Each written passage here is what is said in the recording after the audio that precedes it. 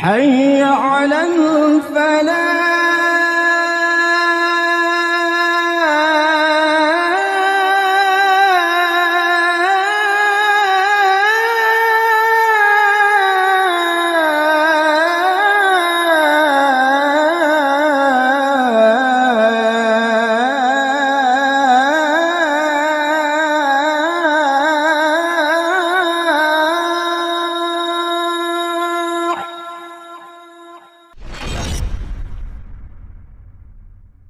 بسم الله الرحمن الرحيم.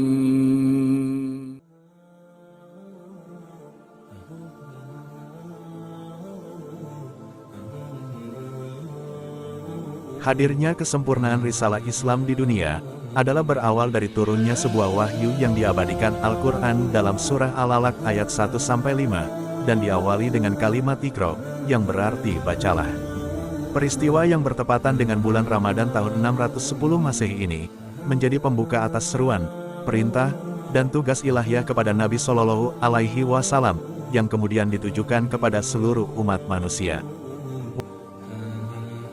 Wahyu ini juga menjadi kunci pembuka atas tabir rahasia alam semesta, mulai dari ilmu pengetahuan hingga peradaban umat manusia, dalam menjalani kehidupan fitrah berdasarkan al-haq atau kebenaran, dengan bersandar kepada aturan-aturan Sang Maha Pencipta, Allah Subhanahu wa Ta'ala.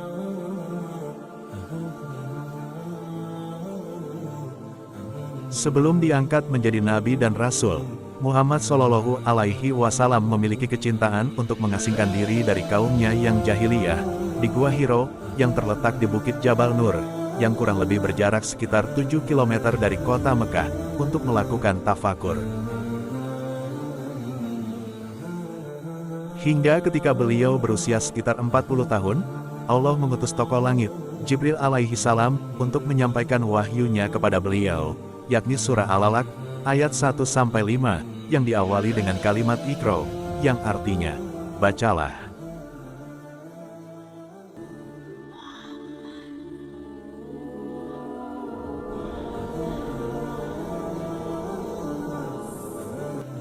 Namun Muhammad Shallallahu Alaihi Wasallam menjawabnya, "Ma ana biquri'in, aku tak dapat membaca," dan Jibril pun mengulangi perintah tersebut hingga 3 kali.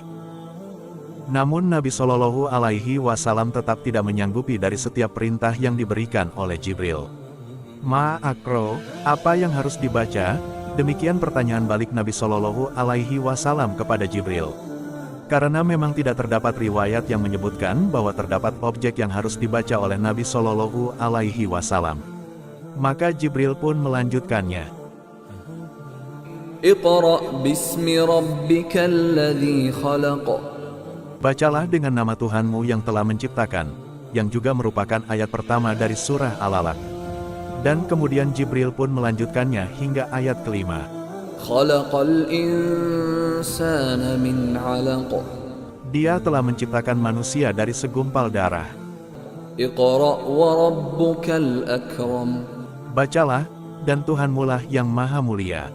Alladzi 'allama bil qalam. Yang mengajar manusia dengan pena. 'Allamal insana ma lam ya'lam. Dia mengajarkan manusia apa yang tidak diketahuinya. Peristiwa ini juga menjadi pertanda bahwa telah diangkat dan dimuliakannya Muhammad sebagai Nabi dan Rasulullah Shallallahu Alaihi Wasallam.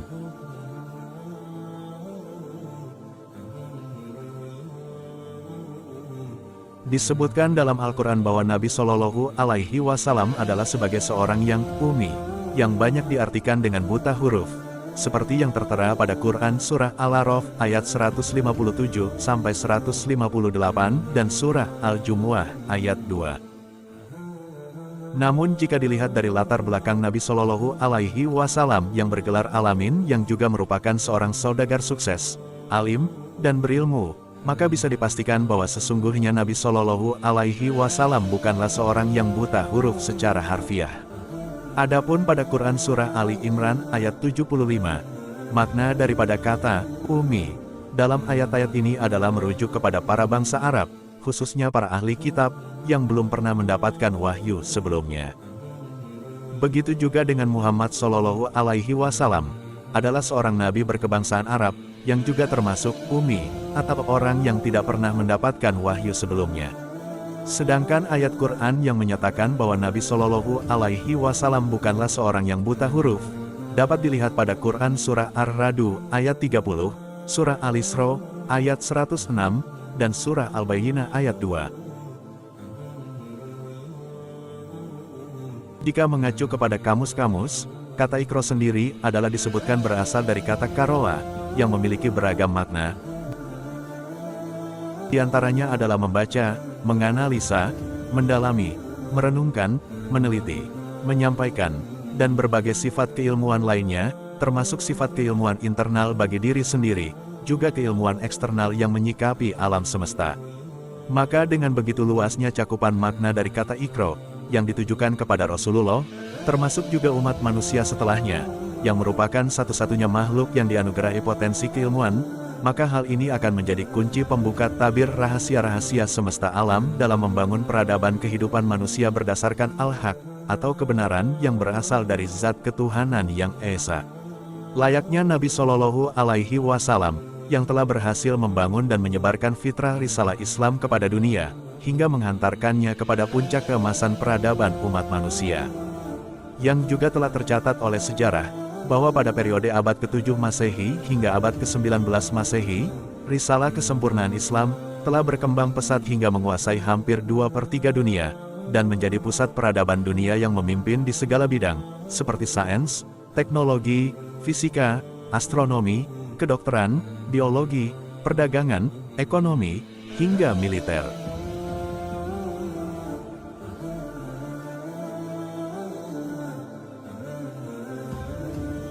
Adapun jika dilihat dari jumlah pengulangan perintah Iqra yang disebutkan oleh Jibril, yakni sebanyak 3 kali, maka dapat dilihat bahwa secara umum kehidupan manusia tidak akan pernah terlepas dari 3 hal atau unsur yang akan membentuk perilakunya, yakni diri sendiri sebagai penanggung jawab amanah pada kehidupannya, lingkungan berupa perilaku, sikap dan interaksi dengan alam semesta beserta isinya, dan aturan, landasan yang akan mengatur seluruh kehidupannya, yang secara fitrah, kesemuanya akan bermuara kepada Allah Subhanahu wa Ta'ala, Tuhan Sang Pencipta semesta alam.